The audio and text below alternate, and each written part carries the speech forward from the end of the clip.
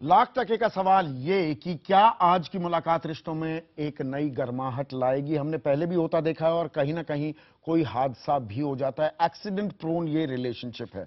मेरे साथ कुछ खास मेहमान जुड़ रहे हैं। सीएनबीसी आवाज के संपादक संजय पुगलिया मुंबई से जुड़ रहे हैं। रेजिडेंट एडिटर हैं द हिंदू के अमित बरवा, वो भी मुंबई से ही मेरे साथ जुड़ रहे हैं। साथ ही साथ मीम अफजल साहब वरिष्ठ नेता हैं कांग्रेस के। सिद्धार्थनाथ सिंह युवा चेहरा हैं बीजेपी के।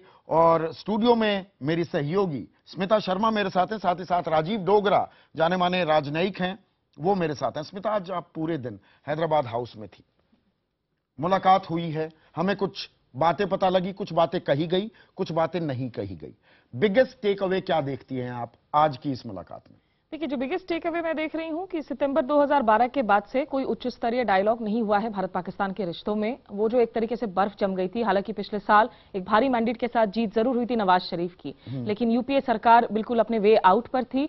तो जो विदेश सचिवों को मुलाकात के लिए बात उन्होंने कही है, कहीं ना कहीं मियां साहब के लिए ये एक कंसोलेशन की बात है कि यहाँ की नई हुकूमत ऐसा नहीं है कि आने के साथ ही आंखें तरे रही है। समग्र बातचीत से कहीं पहले कदम ठिठक गए हैं क्या कि विदेश सचिव स्तर पर बातचीत होगी? नहीं, देखिए, समग्र बातचीत की शुरुआत भी हालांकि उसकी जो जमीन है वो विदेश सचिव स्तर पर ही तैयार की जाती है, लेकिन मुझे लगता है कि उस टर्म को यूज करने से अब थोड़ा सा कतरा रहे हैं, क्योंकि इंडिया में भी काफी ऐसे हेडलाइनर्स हैं जिनको लगने लगा था कि आप कश्मीर सियाचिन जैसे मुद्दों को टेबल पर ना लाएं अगर आतंकवाद पर डिलीवरेबल्स नहीं मिलते हैं। तो इसे लेकर थोड़ी कॉम्पोजिट डायलॉग, ये जो टर्म है उसे लेकर दोनों ओर तकरार होने लगी थी। लेकिन जब तक बातचीत हो, मुझे लगता है जैसा कहते हैं कि जो is better than war war. Dogra साहब, मुझे ये बताइए, मुझे दो खास बातें लगी आज नवाज शरीफ ने जो बात कही।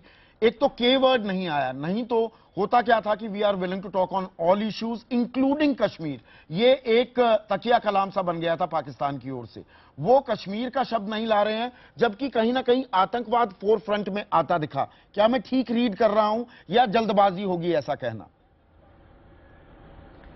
नहीं, आप बिल्कुल ठीक रीड कर रहे हैं कि जो अभी तक सामने आया है नवाज शरीफ साहब की स्टेटमेंट और फॉरेन सेक्रेटरी की प्रेस ब्रीफिंग, दोनों में एक बात साफ आई है कि कश्मीर वर्ड नहीं यूज़ किया गया। अब बंद कमरे के अंदर दोनों लीडरों में क्या बात हुई वो अलग बात है।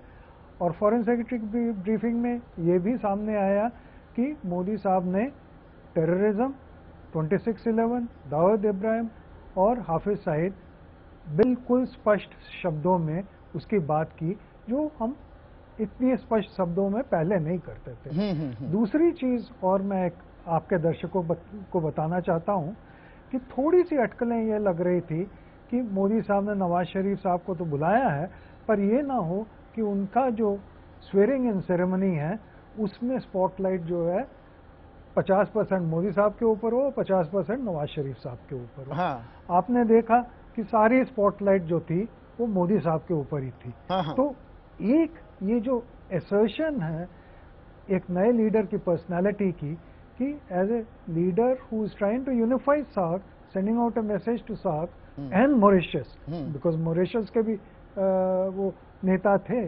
तो एक वो बहुत सक्सेसफुल जो बिगिनिंग की है मोदी साहब ने वो हुई। पर जैसे आपने कहा, मैं उससे बिल्कुल सहमत हूं कि देखिए डिप्लोमेसी में हर कदम फूक फूक के चलना पड़ता है।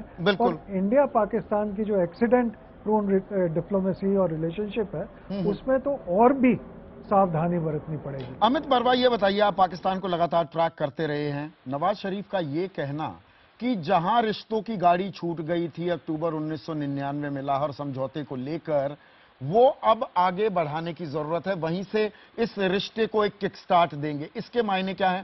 सादी भाषा में मेरे आम दर्शक को समझाइए। संदीप, ऐसा है कि वो 99 का जिक्र इसलिए करते हैं क्योंकि लाहौर का मुआहदा उस वक्त हुआ था जब वाजपेयी जी लाहौर आए थे। लेकिन आपको मालूम है लाहौर के तुरंत बाद क्या हुआ, कारगिल की घटना हुई। तो ये पहली दफा नहीं है कि नवाज शरीफ साहब ने इस तरह की बात की है। मुझे लगता है उसके बाद कई सिग्निफिकेंट एग्रीमेंट्स भारत और पाकिस्तान के बीच हुए, जैसे कि जो सीज फायर एग्रीमेंट है 2002 का। तो ये सब चीजों को नकारा नहीं जा सकता। नवाज शरीफ साहब अगर ये कहना चाह रहे हैं कि जो लाहौर की स्पिरिट थी जिसमें वाजपेयी जी गए थे, मैं उस वक्त हिंदू का संवाददाता था लाहौर में और पाकिस्तान में, तो मैंने काफी करीब से इस मामले को देखा था, इस एग्रीमेंट्स को देखा था। लेकिन बड़ी बात यह है कि अगर एक नए सिरे से अच्छे रिश्ते बहाल करने की कोशिश हो रही है तो मुझे लगता है इससे अच्छा आगाज नहीं हो सकता, क्योंकि आपको मालूम है हिंदुस्तान में और पाकिस्तान में ऐसी बहुत जबरदस्त कंस्टिट्यूएंसी है जो चाहती है कि अमन की बहाली ना हो।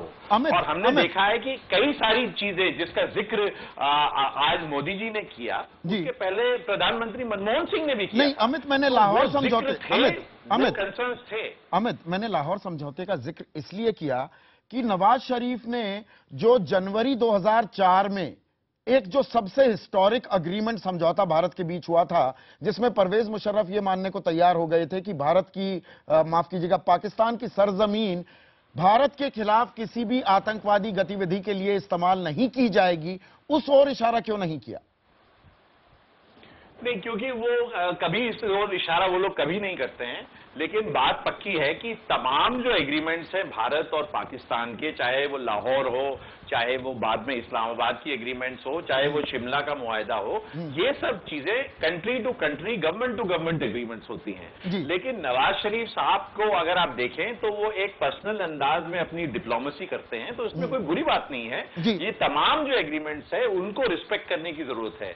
लेकिन जैसे कि राजीव डोगरा जी भी कह रहे थे कि भारत और पाकिस्तान के रिश्ते काफी एक्सीडेंट प्रोन रहे हैं और टेम्परेचर बढ़ाने में या बढ़ने में ज्यादा वक्त नहीं लगता है। तो अब दोनों नेताओं पर यह जिम्मेदारी है कि वो किस तरह से ये बातचीत की जो शुरुआत हुई है इसको किस तरह से आगे ले जाते हैं और किस तरह से एक स्ट्रक्चर बनाते हैं जो कि टेम्पर प्रूफ हो और जो एक दूसरे के जो रिश्ते, जो कमर्शियल रिलेशंस हैं, बाकी चीजें, उसको आगे ले जाया जा आगे कैसे ले जाया जाएगा, इस पर हम चर्चा करेंगे। हमारे साथ एक और खास मेहमान, वरिष्ठ पत्रकार हैं पाकिस्तान की, महमल सरफराज जुड़ चुकी हैं।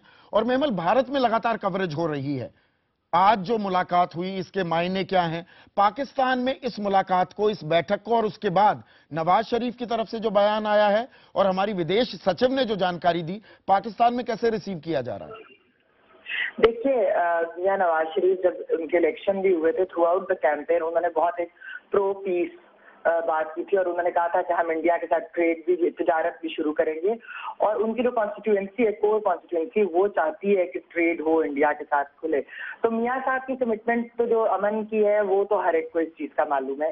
जो चीज पाकिस्तान में थोड़ा सा जरा हॉकिश एलिमेंट जिस चीज को देख रहे हैं वो ये कह रहे हैं कि कश्मीर के ऊपर मियां साहब ने अपनी स्टेटमेंट में भी बात नहीं की और ना ही हुर्रियत के लीडर्स को मिले। इस चीज को, यहाँ के हॉकिश एलिमेंट्स जो है वो इस चीज को उछालने की कोशिश कर रहे हैं। मैं ये बात उठाना चाह रहा था, ये आपने एक अहम बात कही है। कभी भी मुझे याद नहीं, जब से मैंने पत्रकारिता की है, कि भारत में पाकिस्तान का कोई राष्ट्राध्यक्ष आए और वो अलगाववादी नेता, कश्मीर के अलगाववादी नेताओं से मुलाकात ना करे, जबकि नवाज शरीफ पूर्व प्रधानमंत्री अटल बिहारी वाजपेयी से भी मिलने गए हैं।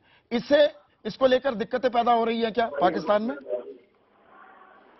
जी, इसको लेकर किसी तरह के विरोधी सुर उठ रहे हैं क्या पाकिस्तान में? नहीं जी, मैं यही कह रही हूँ कि जो राइट विंग हॉकिश एलिमेंट्स हैं वो इस चीज को एक्सप्लॉइट करने की कोशिश करेंगे। जिस तरह जो कश्मीरी जहादी ग्रुप के प्रो कश्मीरी जहादी ग्रुप है, फिर एस्टैब्लिशमेंट, मिलिट्री एस्टैब्लिशमेंट के लोगों को भी ये चीज पसंद नहीं आएगी। लेकिन ये मैं आपको बता दूं कि मियां नवाज शरीफ जो है वो इन चीजों की केयर नहीं करते, इन द सेंस कि वो चाहते हैं कि इंडिया के साथ अमन हो, इनके साथ तजारत, बड़े अच्छे ताल्लुकात हो, बल्कि वो ना सिर्फ इंडिया के साथ, वो पूरे रीजन के साथ ये चाहते हैं। मियां साहब का एक अपना विजन है और वो एक सिविलियन सुप्रीमेसी से भी वो बहुत ज्यादा उससे भी कमिटेड है। वो चाहते हैं सिविलियन सुप्रीमेसी हो और पीस हो इंडिया के साथ, बेशक वहाँ मोदी जी हो, कोई और हो हुकूमत। और क्योंकि मोदी जी एक बहुत ही स्ट्रॉन्ग प्राइम मिनिस्टर है, तो इस वजह से मियां साहब का भी ये है कि जहाँ पे वो पावरफुल प्राइम मिनिस्टर है, वहाँ पे एक मोदी पावरफुल प्राइम मिनिस्टर होंगे, तो दोनों देशों के दरमियान जो है वो अच्छे ताल्लुकात जो है वो बढ़ सकते। आपने दो तीन बातें जो महमल कही हैं, संजय पुगलिया, अब आपकी मैं तवज्जो चाहूंगा। एक बात साफ है, चाहे हम नरेंद्र मोदी की बात करें, वो भी राइट विंग या राइट विंगर माने जाते थे, अब वो सेंट्रिस्ट होते दिख रहे हैं, ये अलग बात है। हम अगर नवाज शरीफ की बात करें, वो भी राइट विंगर हैं, जमाते इस्लामी जैसी तंजीमों से उनके रिश्ते रहे हैं, राजनीतिक रिश्ते। तो दोनों राइट विंगर, दोनों कॉर्पोरेट बिजनेस फ्रेंडली, दोनों की शख्सियत ऐसी कि मैं हूं ना, I am the man of the moment. तो ऐसे में आपको ये जो बर्फ जमी हुई है वो टूटती कहां दिखेगी? महमल इशारा कर रही है तिजारत की ओर। नहीं, मुझे लगता है कि ये इस पूरी स्क्रिप्ट का हर पैराग्राफ बहुत ही एक तरीके से कामयाबी के साथ लिखा जा रहा है।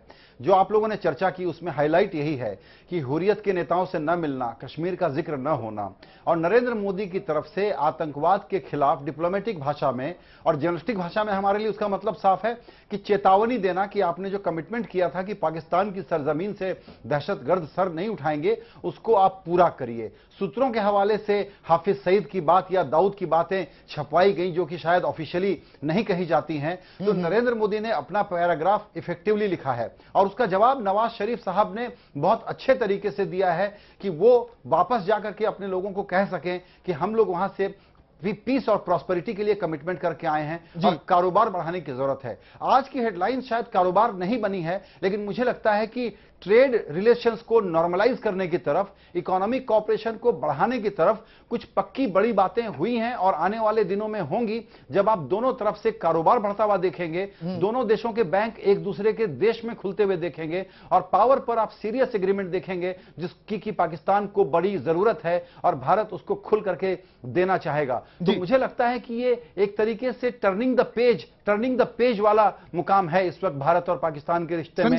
हर वक्त तैयार होना चाहिए कि जो बदमाश एलिमेंट है उसको बिगाड़ने की कोशिश करेंगे, लेकिन ये कमिटमेंट की फिर भी बात करते रहें, ये बड़ा जरूरी और एक तसल्ली बख्श तरीके से सामने आया है। संजय, क्या हमें चीन से एक सबक लेने की जरूरत है? चीन के तमाम देशों से तमाम विवाद हैं, वो कहते हैं विवाद चलते रहेंगे लेकिन हम तिजारत भी बढ़ाएंगे। ये जो एक विन विन सिचुएशन की बात है ना, जो डिप्लोमेसी में कहते हैं, there are no permanent friends, no permanent enemies, there are permanent interest. आप अपने हितों की रक्षा करो, वो अपने हितों की, और दोनों के हित अगर सद रहे हैं तो फिर दिक्कत क्या भाई? दिक्कत क्या? तिजारत बढ़ा लो। हम ये क्यों नहीं, इस राह पर क्यों नहीं चलते हैं पहले, या कि हम आतंकवाद या कश्मीर उसमें अटके रहे?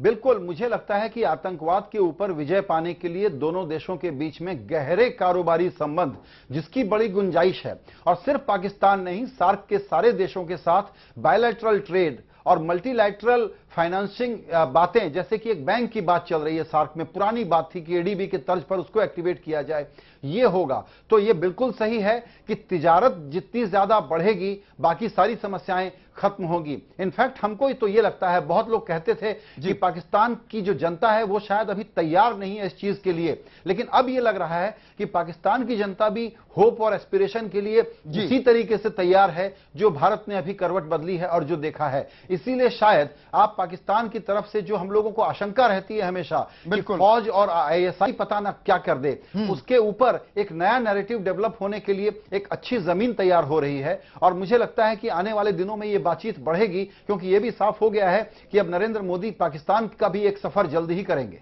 बिल्कुल। मीम अफजल साहब, अब जबकि आप विपक्ष में हैं, जो ये नई सरकार कोशिश कर रही है, जो आज आप होता देख रहे हैं भारत पाकिस्तान रिश्तों को लेकर, मुतमईन हैं आप? सही रहा है ये? देखिए, हमने शुरू ही में कहा था कि हमें इस पर कोई एतराज़ नहीं है। हम भारतीय जनता पार्टी की तरह दोहरा रवैया इख्तियार नहीं करते। पिछले 10 साल में हमारे हर मूव को भारतीय जनता पार्टी ने मुखालफत के रंग में पेश किया।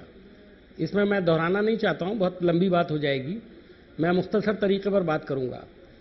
मेरा ये मानना है कि दोनों मुल्कों के दरमियान रिश्ते जब ही मजबूत होंगे जब हर मुद्दे पर ही बात होगी। अभी आपने कुछ ऐसा इशारा दिया कि जैसे कश्मीर पर कोई बात नहीं हुई है, इसके पीछे कोई स्ट्रैटेजी है। लेकिन अभी मैं कई टीवी चैनल्स देख रहा था, हमारे यहाँ एक एलिमेंट और भी है जिससे बातचीत हमारे यहाँ बहुत सारे कभी कभी ठिकाने लग जाती है, धाराशाही हो जाती है। आपने कहा, अभी संजय ने कहा कि कारोबार बढ़ने की बात होगी। कारोबार आप कितना ही बढ़ा लीजिए, सिर्फ एक बयान काफी होता है धाराशाही करने के लिए किसी भी कारोबार को। हिंदुस्तान पाकिस्तान के दरमियान पुराना मामला है ये। मैं ये बताना चाहता हूं कि मैं देख रहा हूं कुछ चैनल पर शिवसेना के उम्मीद के एक प्रवक्ता आके बैठ जाते हैं और भारतीय जनता पार्टी का कोई प्रवक्ता नहीं आता। दूसरी तरफ जमात इस्लामी की तरफ के आदमी को बिठा लिया जाता है पाकिस्तान की तरफ से।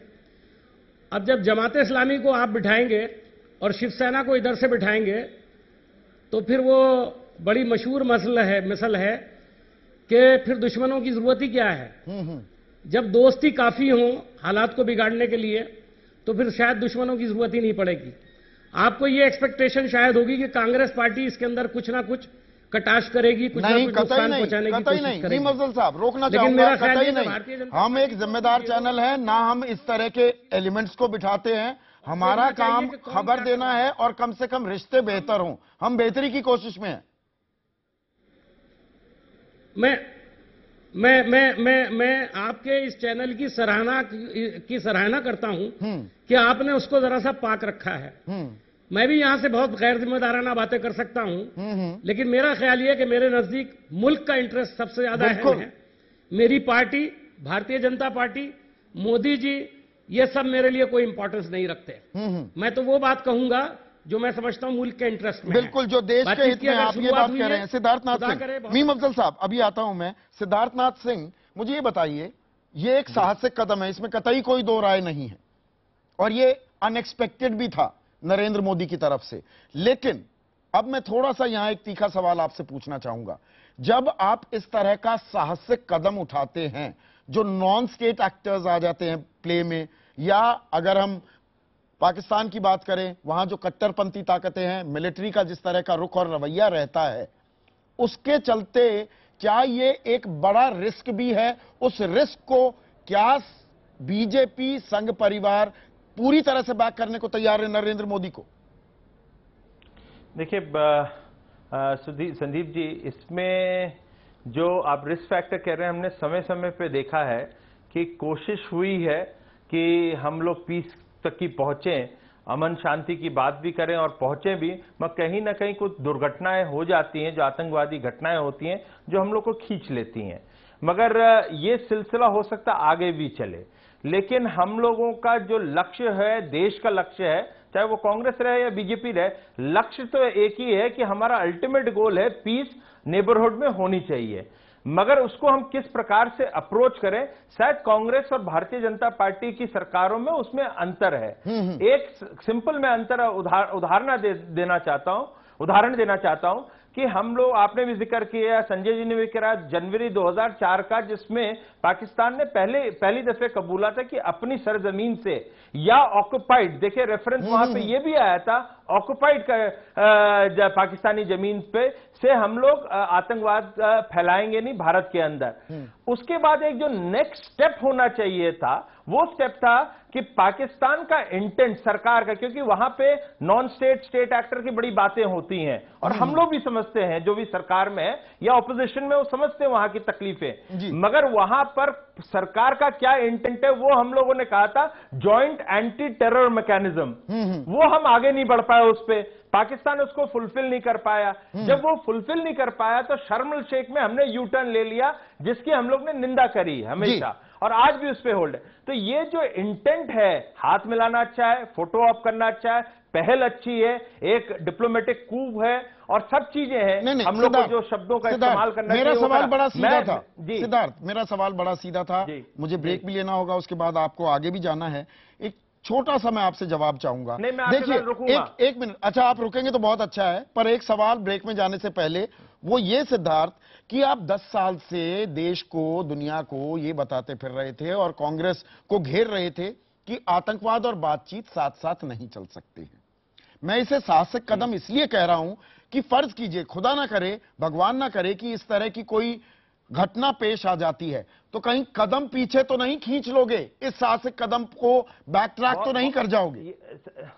संदीप जी, ये बड़ा मुश्किल सवाल है आपका, और इसलिए मैं फिर कहूंगा, ये जो सार्क के लीडर को बुलाया वो एक समारोह था, वो है शपथ ग्रहण समारोह, लेकिन उसके साथ क्या ये मल्टीलैटरल बायलैटरल टॉक्स में परिवर्तित हुआ? मेरा मानना है नहीं। एक आइस ब्रेक करिए, हमें जो अपनी बात एज ए गवर्नमेंट, जो नई सरकार आई है, प्रधानमंत्री ने रख दी है, पाकिस्तान के प्रधानमंत्री जो रखना चाहें, मगर साफ ये है कि आपको कुछ कदम उठाने पड़ेंगे। आपने पहला कदम उठाया है पाकिस्तान से कि आप यहां आए, हमें पता है कि आपके ऊपर प्रेशर था, उसका हम स्वागत करते हैं, मगर कदम आपको अभी और उठाने हैं और हम लोग जो पीस है उसकी तरफ बढ़ सकते हैं। बहुत चीजें एक साथ करनी पड़ेगी, जो हम लोग के टेलीविजन चैनल पे भी नहीं बात होगी, ना ही हमें पता चलेगा, क्योंकि वो बैक चैनल होती है। चलिए, ये चर्चा हम जारी रखेंगे सिद्धार्थ, ये चर्चा हम जारी रखेंगे। और आपने साहसिक कदम उठाया है, भारत सरकार ने साहसिक कदम उठाया है, नरेंद्र मोदी ने उठाया है, लेकिन यहां पर कहीं ना कहीं दाद देनी होगी नवाज शरीफ की भी, उनकी भी बहुत दिक्कतें हैं। उन्होंने भी एक साहसिक कदम उठाया कि वो भारत आए, इस तरह से गर्मजोशी से मिले, अब न्योता दिया है। ताली एक हाथ से नहीं बजती ना, कदम ताल करनी होगी क्या। चर्चा जारी, थोड़ा सा इसका खाका और बढ़ाएंगे ब्रेक के बाद।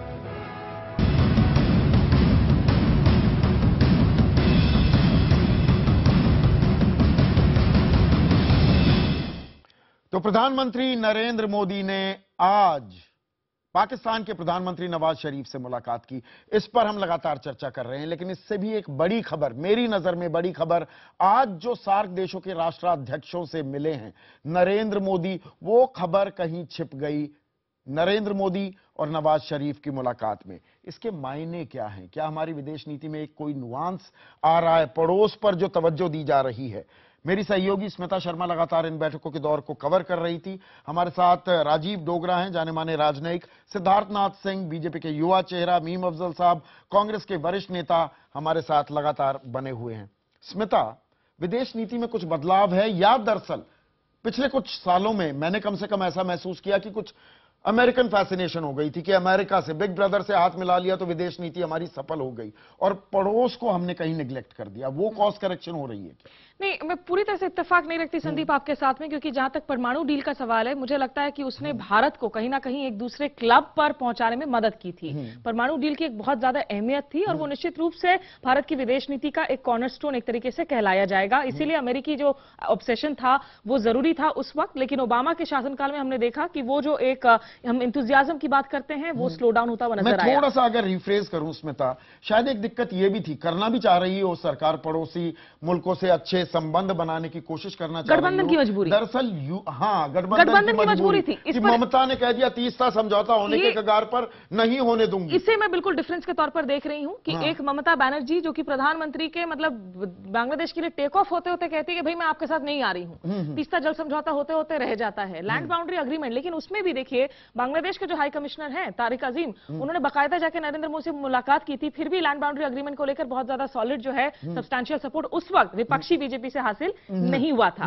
अब हालांकि जो है ऐसा लग रहा है कि नरेंद्र मोदी चूंकि एक ममता बनर्जी पर जो है निर्भर नहीं है या जयललिता पर निर्भर नहीं है, इसकी वजह से ये जो सार्क के नेता हैं, जिन लोगों की जो रिएक्शंस आ रही हैं, उन्हें लग रहा है कि नरेंद्र मोदी के पास इस वक्त वो मैंडेट है कि क्षेत्रीय मुद्दों को वो उठाकर और सार्क को भारत पाकिस्तान के श्राप से निकालना बहुत जरूरी है अगर इस क्षेत्र के आप बढ़ोतरी की बात करते हैं, क्योंकि ये क्षेत्र आगे बढ़ेगा, आपकी सीमाओं पर अगर शांति बनी रहेगी तमाम पड़ोसियों के साथ, तो आप आगे और इकोनॉमी और ट्रेड की बात कर सकते हैं। राजीव डोगरा साहब, आम दर्शकों को थोड़ा समझाइए, क्योंकि हम पाकिस्तान से तो क्या बातचीत हुई क्या नहीं उसका तो बिल्कुल तफसील से ब्यौरा दे देते हैं, लेकिन सार्क के राष्ट्राध्यक्षों से मुलाकात, इसके मायने क्या हैं?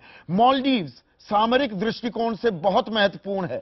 हम श्रीलंका की बात करें, हम बांग्लादेश की, नेपाल को भी उसमें जोड़ लें, वहां पर लगातार दखल बढ़ता जा रहा है चीन का। चीन ने एक स्ट्रेटेजिक टाई अप कर लिया है श्रीलंका से। तो ऐसे में भारत के नए प्रधानमंत्री का इन लोगों से गर्मजोशी से मिलना, उससे क्या संकेत वो दरअसल दे रहे हैं अंतर्राष्ट्रीय समुदाय को? देखिए, एक तो ये संकेत दे रहे हैं कि कभी कभी ये क्रिटिसिज्म होता था कि भारत आसपास के मुल्कों से सबके साथ कुछ ना कुछ मनमुटाव है, तो ये सबका आना क्लियर इंडिकेशन है कि भारत के प्रति ऐसा कोई मनमुटाव नहीं है। अगर होता तो वो लोग यहाँ नहीं आते मोदी जी की स्वेरिंग इन पे। दूसरी बात ये है कि ये भी इंडिकेशन देता है कि शायद भारत फर्स्ट अमंग इक्वल, मैं बिग ब्रदर की बात नहीं कर रहा, फर्स्ट अमंग इक्वल वाला रोल एडॉप्ट कर रहा है। तीसरी बात यह है कि अगर आप ट्रेड भी देखें तो भारत की ट्रेड श्रीलंका और बांग्लादेश के साथ 50% ज़्यादा है कंपेयर टू भारत पाकिस्तान की ट्रेड। चौथी बात देखें तो भूटान जो है हमको बिजली दे रहा है, चाहे हमने हाइड्रो इलेक्ट्रिक प्लांट वहाँ बनाए हुए हों, पर हमको अब वो 3000 मेगावाट के आसपास के बिजली दे रहा है। तो मतलब आदान प्रदान दोनों तरफ से हो सकता है अगर हम दूर की सोचें और बड़ी सोचें। एक और मैं बात कहना चाहता हूं। आपने एक अहम बात कही, अगली बात भी जारी रखिएगा डोगरा साहब। आपने जो बिजली की, ऊर्जा की जो बात की है, अब तुर्कमेनिस्तान, अफगानिस्तान, पाकिस्तान, भारत, एक ये जो ग्रिड बनाने की बात थी, क्या ये एक मृग तृष्णा मिराज रहेगी या ऐसे मुलाकात होती रही तो जो आप एनर्जी, एक बड़ी दिक्कत है सब देशों में, पड़ोसी मुल्कों में भी और भारत में भी हम भी तरसते रहते हैं बिजली के लिए। क्या वो समस्या का एक बड़ा आसान हल मिल सकता है हमें? देखिए, ये तुर्कमेनिस्तान की बात की या सेंट्रल एशिया की बात की, तो मैंने इन अ वे पायनियर किया है इंडिया की एनर्जी पॉलिसी को सेंट्रल एशिया में, और काफ़ी हद तक सफलता भी पाई है। तुर्कमेनिस्तान से गैस पाइप लाना, उसमें काफ़ी मुश्किलें इसलिए आती हैं कि वो अफगानिस्तान और फिर पाकिस्तान के थ्रू गैस पाइपलाइन आएगी। तो अभी हालात ऐसे नहीं हैं कि वो एक्चुअल प्रैक्टिस में ट्रांसलेट हो पाए, और ना ही ईरान की पाइपलाइन जो है पाकिस्तान के जरिए अभी ऐसे हालात हैं कि आ पाए। पाकिस्तान में ही नहीं, ईरान की जो पाइपलाइन है पाकिस्तान के बॉर्डर पे आके कब से तैयार खड़ी है जी। पर पाकिस्तान कभी हाँ करता है, कभी ना करता है, तो ईरान भी उससे दुखी है। तो मुश्किलें हैं और उसको हम नकार नहीं सकते। मुश्किलें हैं, लेकिन राह कहीं ना कहीं, जी डोगरा साहब, कहीं ना कहीं राह तो तलाशनी ही होगी। एक और बात, जो ये सार्क देशों से मुलाकात हो रही है सिद्धार्थ, क्या हम, वही मैं जो नुआंस की बात कर रहा हूं, एक कंटिन्यूटी तो होती है विदेश नीति में, लेकिन इसकी एक्सटेंशन क्या हमें इस तरीके से दिखेगी कि भारत लुक ईस्ट पर ज्यादा जोर देता दिखेगा आने वाले दिनों में? देखिए, इसमें एक सिंपल चीज मैं कहना चाहता हूं, जो शायद कूटनीति में भी काम करे। जब आप घर में मजबूत होंगे तो पड़ोसी फिर ध्यान से देखता है। जब आप पड़ोस में भी मजबूत रहेंगे तो ग्लोबली भी जो बाकी लोग हैं वो भी आपको ध्यान से देखते हैं, और फिर आपकी मजबूती के आगे वो आपसे जिस प्रकार का जो डिप्लोमेटिक रिलेशन या नेगोशिएशन होता है वो अच्छे होते हैं। तो मुझे लगता है आज भारत को मौका मिला है कि हम मजबूत बने हैं। एक मैंडेट ऐसा आया है जो मजबूत मिला है, एक लीडर मजबूत है, मजबूत सरकार आई, पड़ोस हमें उसको रिकग्नाइज कर रहा है, जिसके लिए हम लोग का आमंत्रण भी उन्होंने कल स्वीकार करा। हम इसको मजबूत करेंगे। जो सार्क है वो खाली इंडिया और पाकिस्तान तक ही सीमित न रह जाए, वो मजबूत होता है, इकोनॉमिकली मजबूत और होता है। तो हमें उम्मीद है कि हम लोगों को सब कॉन्टिनेंट में फायदा मिलेगा, भारत को कहीं और ऊंचाई में ले जाएगा विश्व भर में। तो मेरे को लगता है ये एक नीति रहेगी, उसमें फार ईस्ट ही नहीं रहेगा, और भी यूरोपियन होता है, अमेरिका भी होता है, इसको सब हम लोग ध्यान से देख सकेंगे। मीम अफजल साहब, इस कदम की, ये कदम सही कदम है, इसकी तारीफ करेंगे आप?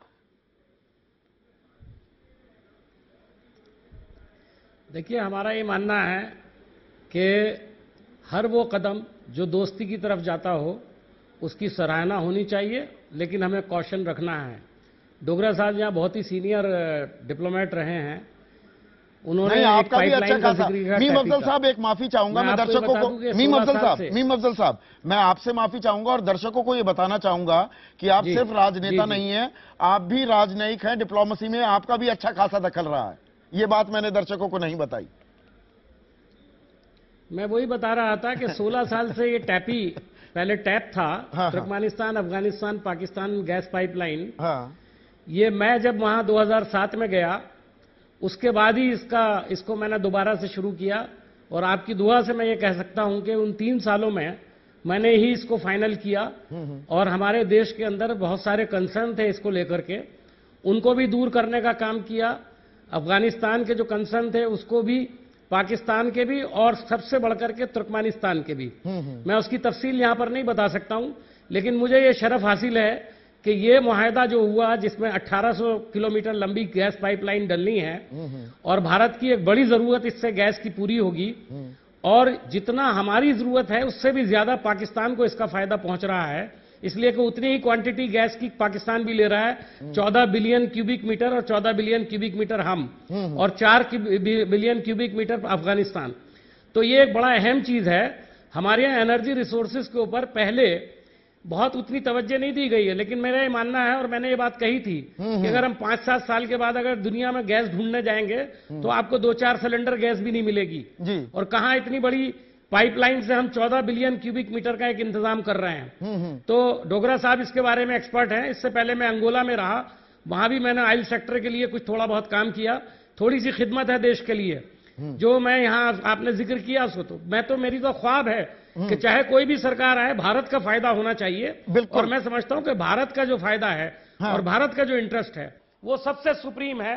हम सबका इंटरेस्ट ऐसी ही राजनीतिक आम सहमति बनी रहे तो देश के लिए बड़ा आसान होगा। वैसे हमारी विदेश नीति में एक कंटिन्यूटी भी रहती है। एक आखिरी सवाल 20 सेकंड में आपका रिस्पांस चाहूंगा स्मिता, क्या यही जिस नीति की हम बात कर रहे हैं उसी की वजह से सुषमा स्वराज को विदेश मंत्रालय का जिम्मा दिया गया? क्योंकि पड़ोसी मुल्क जितने हैं सुषमा स्वराज वहां जाती भी रही हैं, वहां के टॉप लीडरशिप चाहे वो अब विपक्ष में हो या सत्ता में हो, उनसे उनके बड़े घनिष्ठ और बड़े कॉर्डियल संबंध हैं। नहीं, हालांकि सुषमा स्वराज में तजुर्बे की कमी नहीं है और निश्चित रूप से नेपाल का कोयराला परिवार हो या आसपास के लोग हों, सब किसी से अच्छे संबंध जरूर हैं। लेकिन हाँ, इसमें मुझे लगता है कि राजनीतिक समीकरण ज्यादा काम कर रहे थे ये, क्योंकि ये प्रेस्टीज मंत्रालय माना जाता है, पावर मंत्रालय नहीं माना जाता है, विदेश मंत्रालय सीसीएस के टॉप 4 में। और मुझे लगता है कि नाराज सुषमा स्वराज से ज्यादा जो है शायद सीसीएस के अंदर सुषमा स्वराज का होना नरेंद्र मोदी के लिए कम से कम शुरुआती रूप में शायद बेहतर बैठे इक्वेशन उनके लिए ये सोच रही होगी। जहां तक राजनीति का दिक्कत का सबब 20 सेकंड मैं देना चाहूंगा सिद्धार्थ, मेरे पास वक्त की बहुत कमी है, मैं माफी भी चाहूंगा ज्यादा चर्चा आपसे नहीं कर पाया। क्या ये दिक्कत हो सकती है, ये चर्चा का विषय था आज, कि प्रधानमंत्री और विदेश मंत्री में कुछ तनातनी तो नहीं आएगी आने वाले दिनों में?